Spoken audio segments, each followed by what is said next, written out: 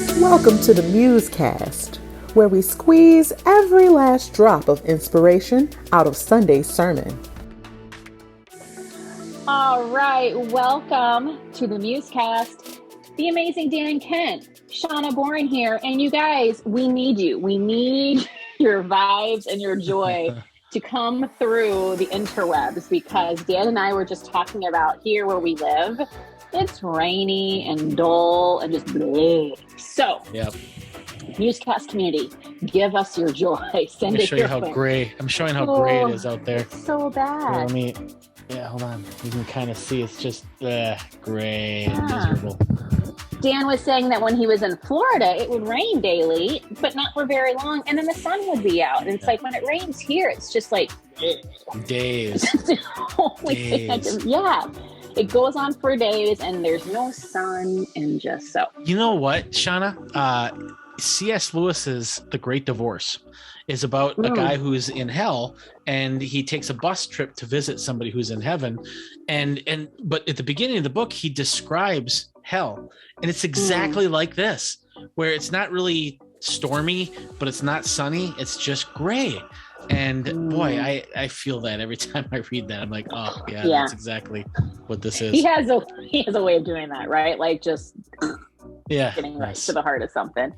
Well, Dan, I'm gonna say it because I know you won't. It feels like you set us up so well in your sermon, and I feel like we talked about all the things, and then Greg gets up there and he like talks about it some more, and I'm like, can we move on? Can we go through those verses a little quicker? Well, and especially since he's talking about Mammon, and he's talking about money, and shining a spotlight on something that I think everybody, it's a struggle for everybody. Our relationship with money is just this very intimate thing, and we don't want to let go of our things, and we don't want to submit those things to God. So that adds to the let's move through this now onto the next thing. It does. And I will say, to kind of add on to your point about it being such an intimate thing, I think it is for sure one of those things where we feel like we earned it, we put in the work, and so we're the boss of it, right? Right. You're not the boss of me and my money. I get to do what I want with it. Yeah. Ooh, so clearly, Dan and I have a little bit of stuff to work on here. That's right. Basically, the MuseCast is us working through our personal problems. Truly is. We didn't know what the MuseCast would be, but now I think we know what it is. It's So. It's our therapy for That's right. sure. That's right. It's just sorting it out, walking it out, talking it out. So you're welcome, everyone. This is what you get to view every week. But Greg did give us a sermon on the Mammon Games and likened it to the Hunger Games. Are you a Hunger Games fan, Dan? Have you seen them? I'm not. I have seen it. I actually saw it on a locked mental health unit, and whoa. And yeah, it was an interesting place to see that movie. But my God, when I worked at the hospital, we would have a movie on every night, and that's the one that they wanted to watch, and so that's where I saw it. So a couple of summers ago, one of my sons wanted to watch it because he'd read the books, and so we watched the trilogy, just like boom, boom, boom. That's a lot, but that's heavy to take in at one sitting. So anyway, the Mammon Games. Yes. Let's talk about that. And you've got a good summary for us, and you'll get us going on our way. I don't know if it's a good summary, but it's a summary. Good. It'll be good. It'll be the sunshine in our rainy Tuesday. Boy, that's a high expectation, but I'll go with it. We'll see. Okay. Yeah. So Greg is I don't even have the verse that he was looking at, but he's talking about how you cannot serve two masters. You cannot serve both God and wealth, and he's talking about what Greg does is he looks at, and I love this. He looks at the philosophical kind of components of these ideas, and so he looked at manna kind of philosophically, and how Jesus seems to be understanding it, and how the Apostle Paul and how John and how Luke all sort of understand this. They seem to understand this as having some type of power that goes beyond just like the buying power. There's almost like a demonic pull to mammon, and mammon can be anything of value. It doesn't have to just be money, but it can be anything of value. And there's this kind of demonic pull toward it. And that pull gets us to devote ourselves to it. And so that's the sort of the allure. And so mammon can be anything that really pulls our devotion away from God into that thing. And mammon is particularly tough because it's very seductive. It's very subtle in how it gets into us and how it prompts this devotion to it. And it's not that money or anything like that is intrinsically evil in and of itself. It rather, it's just dangerous. It has this unique kind of gravity to it. And really it makes sense because it's sort of one of the ways that we can have power and amplify our say-so in the world. And so it makes sense that it would have that extra sort of pull. But the problem is that we, even though we all need it, and this is what's so kind of tricky about it, is we need money. We have to pay our bills. We have to, buy a roof, buy food, stuff like that. Even though we need it, we can just get kind of seduced by it, and it can sort of, instead of us owning it, it can sort of own us. And so Greg kind of looks at this passage in 1 John that tells us to not to love the world, and to be careful about the lust of the eyes and the lust of the flesh and the pride of life. And that's sort of kind of the danger. That's sort of that seductive pull. And when John is talking about the world here, he's talking about the systems that create these different values, money and fame and things like that. And then Greg did this awesome job where he compares that to Eve being tempted in the garden. And it's the exact same thing. The serpent appeals to the lust of the eyes, the lust of the flesh, the pride of life, where she wanted to be wise like God. And that's how we get trapped through those three vehicles. And then Greg talked about how when we're hungry, we see things differently. And he gave a really gross example of these people who had to eat bugs because they were starving. And after a while, the bugs started looking good. And so too, when we are empty or hungry, things look more valuable and look better than they really are. And that's part of how mammon sort of deceives us. And so the Mammon games that Greg talked about is really sort of that. It's like trying to feed that hunger. And what's so seductive about the system is the system creates the hunger and then compels us to chase getting satiated.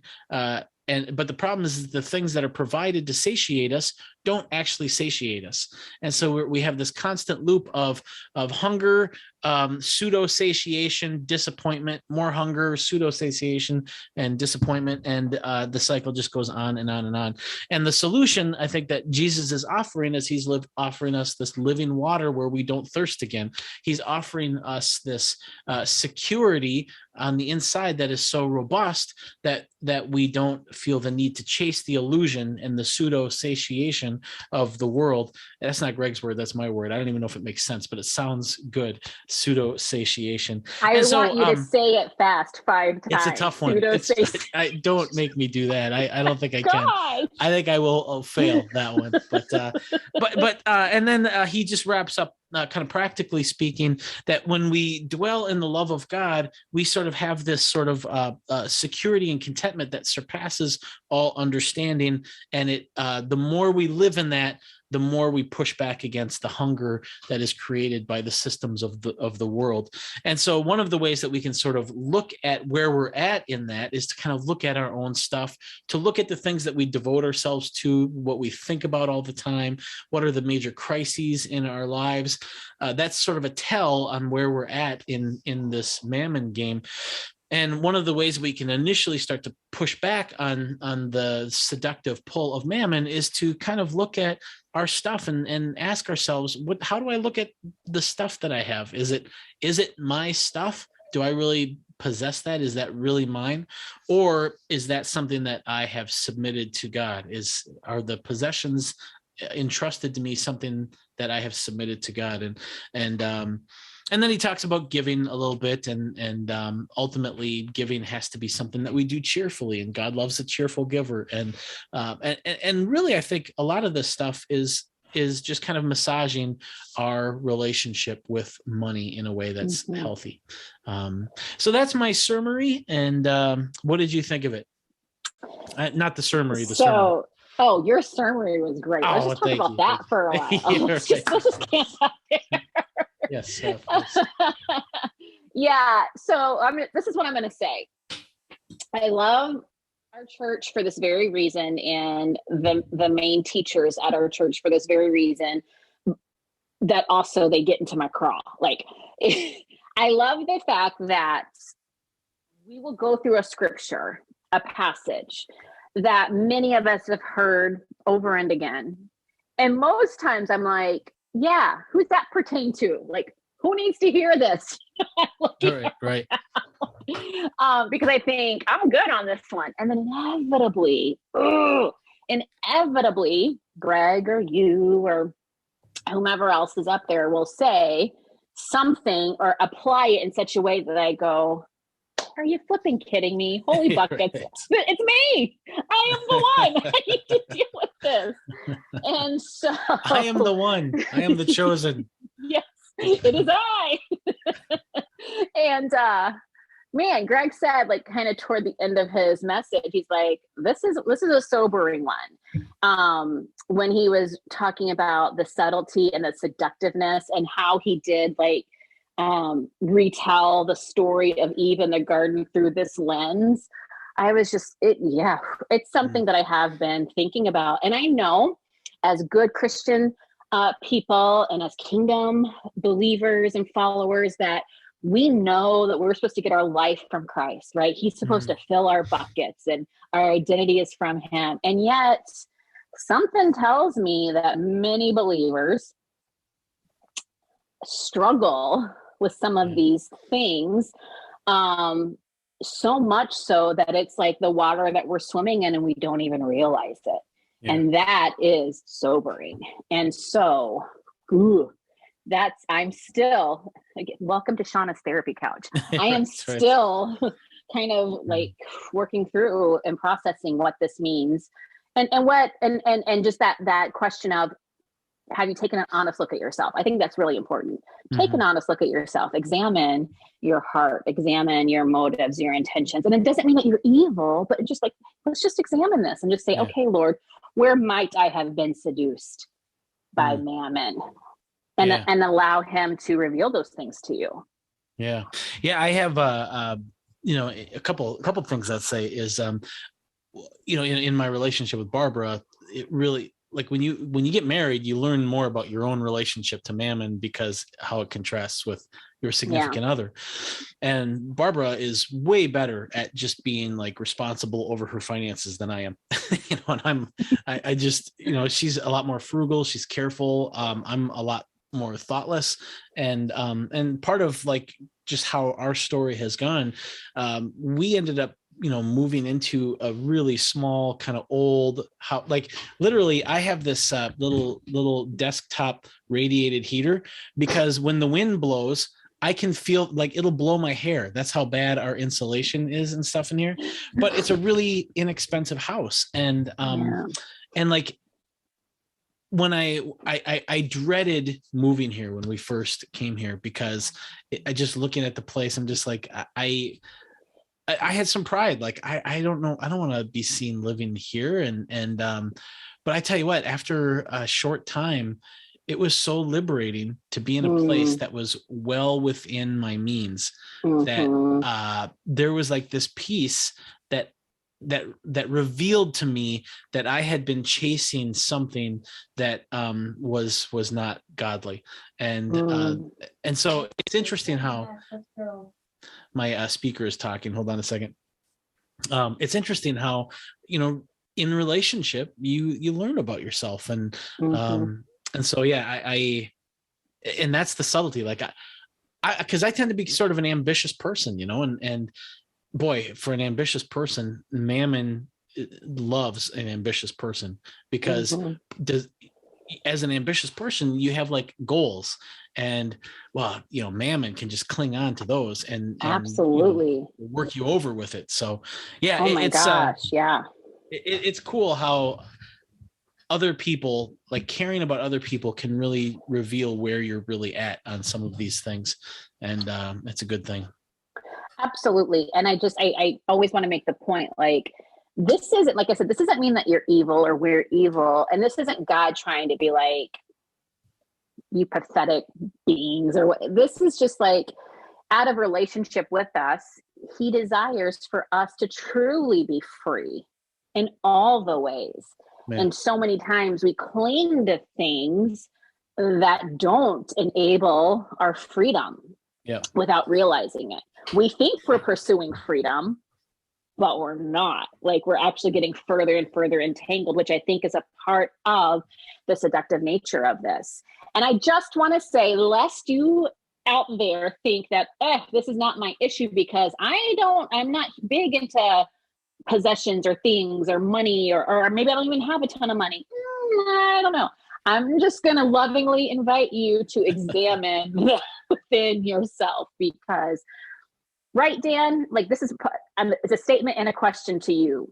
This can infiltrate any human life. Oh, totally. Regardless of station. Yeah. Well, I think, absolutely.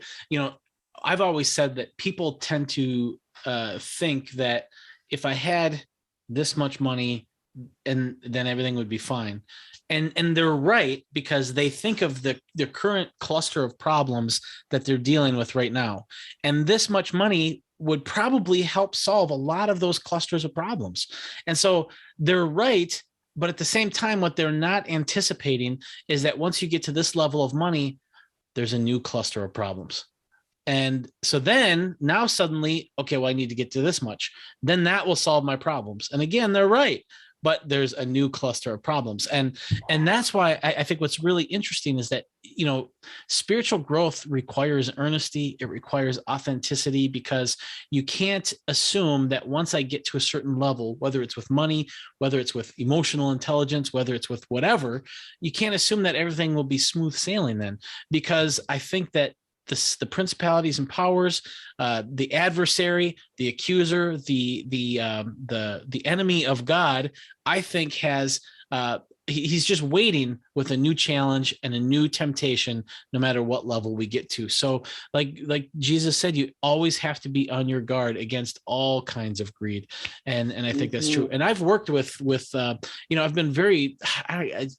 One of the things that shocks me about my life and looking back is just the fact that I've had friends who have more money than I could count. I mean, they're just like multi-millionaires. And I don't know how I ended up like being connected with them, but I did. But then I've also worked, in shelters, and I've gotten to know people who are homeless, and it's you see the struggle with money at both ends of the spectrum, and you see the seduction of mammon at both ends of the spectrum, and the worries that, you would think, like, if you talk to somebody who's in a shelter and you say, how would your life be if you had $10 million? They assume they would have no worries, but that's just not the case. In fact, what I've often found is that people who are really, really wealthy often have 10 times more worries than someone who has nothing to lose. And there is a freedom and a liberty that you have when you have nothing to lose. And I've had some of my best joyful conversations and times working in shelters or working with people who are homeless, and because there's just like this freedom that it sucks to be homeless, and it sucks to be poor, and you definitely want to take care of yourself and all of that, but it just shows to me that our fear of poverty a lot of times is relative. We think of poverty relative to our fascination and our dreams of wealth, and we want to get here, and so it's just so devastating to imagine ourselves down there. But when you talk to people who are down there, it sucks, but it's not devastating. And you look at people who are way up here, and a lot of times they end up with like wrecked lives. And it's amazing how money is not the solution to our problems. So I'm kind of going in circles on that, but no, that's okay. Where I'm from, we call that the theology of more money, more problems. Yeah, that's what that is. Yeah. No, but that was very flippant. But seriously, I want to talk a little bit about what are some of the other entanglements that can seduce us in this mammon game, so that we're very clear and helpful to people that this isn't just money, but there are other ways in which other things that we lean into instead of leaning on God that that distract us, that take away our devotion. So I want to talk about that. And there was one other thing, and it'll come to me, I'm sure. All right. It'll come to me, and then we'll talk about it. But Sounds first, good. I do want to talk about that. I want to talk about, let's help folks, like, what are some other things for those who just kind of need it spelled out, or just need some more concrete examples. What would you say, Dan, are some other ways in which we are seduced into playing the Mammon games, yep, maybe without realizing it? And maybe it's not with our finances. Yeah. Well, I think I'd say part of it is like everything. That's what's hard about talking about it, is because I think everything makes us susceptible to it. But I can definitely see at different times in history there are different things that come up. But like, for instance, if you want to be a entrepreneur, let's say, or if you want to be an investor, and you're either the investor or the entrepreneur, and you're getting together because you want to raise funds or you want to invest in something. Well, you have to look the part. That's kind of what I've heard, the phrase. You have to look the part, dress for the life that you want, Yes. And so there's those types of cliches tap into, I think, one potential kind of trap. Now suddenly you have to spend a lot of money to look the part that you don't even have yet. You're not really that yet, but you're just trying to dress the part. You're trying to, and that's an infinite game. I mean, because what about what are you driving? You don't want to be seen pulling up to this key investor driving that, do you? And so then you need to go get a nicer car. And I've seen this because I had a real estate license for a few years, and these realtors. You did. Yeah, I know, right? Oh my God. I don't want to talk about it. Yeah, let's move on, shall we? But okay. That's one of the traps, is that people want to be able to sell really nice houses, and they can't be driving up to these clients' houses in a jalopy. So they'll get like this really nice vehicle so that and that's one of the ways that you get trapped. And now suddenly you're not just trying to do real estate, but now you have to do real estate. You have to make a sale. And in order to pay for this car, which the only reason why you have this car is because you want to make the sale, but now you're not actually making the sale. You're just making the sale to pay for the car. And those are sort of the traps that you get. So those are two examples. I could probably think of a dozen more, but yeah, that's helpful. Also, just think about, again, this is all about examining yourself, examining your life, examining your motives, your heart. What is it that you have pride in? What do you puff your chest up, joyfully at, or what do you? It's not that it's bad. Again, it's okay to enjoy life here and now. That is okay. Just how much worth and value are we putting into that? And what if we were asked to give it away? What if we were asked to stop participating in whatever that is? I can't say, because there's a million different things, like Dan said, but are you holding on so tightly to your things, to the things in your life, to your possessions, to your are you holding on so tight that there's no margin for the possibility of releasing that to others? I think that those are good things to look at. Is something so important to you that you would fight tooth and nail to keep it? So maybe like those are like, I'm not telling you that if you find something that's it, that means you've fallen victim to the game. What I'm saying is that's a good way to help you evaluate what's going on in your life, to help see like, okay, well, what about this? What about this? It's okay to ask the questions. It doesn't mean it's going to be the thing, but I think it's great to ask those questions. Yeah. Yeah, I agree 100%. And I think, oh, by the way, I was a lousy realtor. I was just, I remember the manager of my real estate office, because I had like this really creative sort of marketing thing. And I loved looking at houses and I loved negotiating, so I did a really good job for my clients. I just didn't do a good job of like marketing myself. And so like, I remember I would come up with these marketing ideas and they were just dumb ideas, but like the manager of my office is like, quit trying to be so creative. And I was just like, but I am creative. That's what I do. That's who I am. That's who I am, And at that point I realized, this is probably not for me. I'm in the wrong kind of place. But yeah, it's, I don't remember what we were talking about. That's okay. I had to real estate's loss is our game. Oh, so, I hope so. Yeah. We are good. We are good. All right. Yeah. I think, Dan, we can move into nugget time. The other thing that I was thinking of, I think actually is a really good nugget. And let's do that. Let's let you. That sounds good.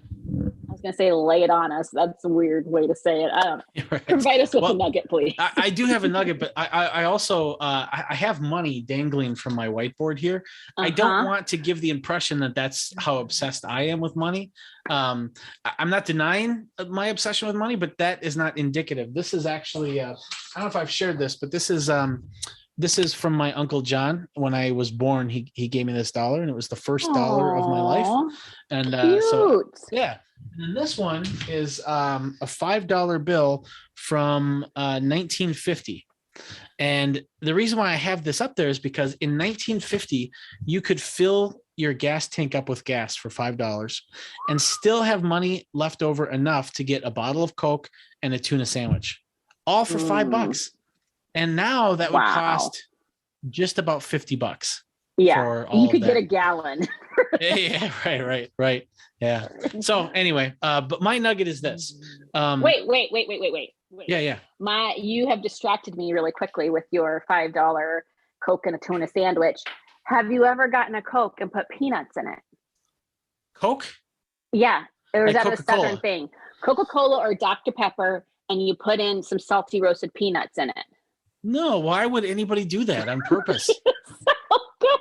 It must be a Southern thing. It's really good. I mean, I don't drink Coke or anything like that anymore, but back in the day, yeah, it's real. I don't know I don't know if it's like the sweet and the salty thing. It fizzes more. Literally get a glass bottle of Coke or Dr. Pepper, and you put in some salty roasted peanuts in it, in the bottle, and and you drink it, and it's, anyway. So, did you hear Greg on Sunday call me weird? I don't even think he knows the half of it. So no, he doesn't. I keep certain things well hidden. Yeah. All right. So here's my nugget.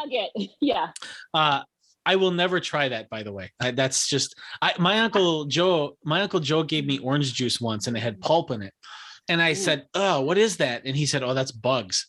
And so since then, I cannot drink anything that has stuff in it. So I'm traumatized. So, and my uncles, some of them give me money, some of them give me trauma. It's traumatize you. That's right. Yes. Yeah. All right. So my nugget is this.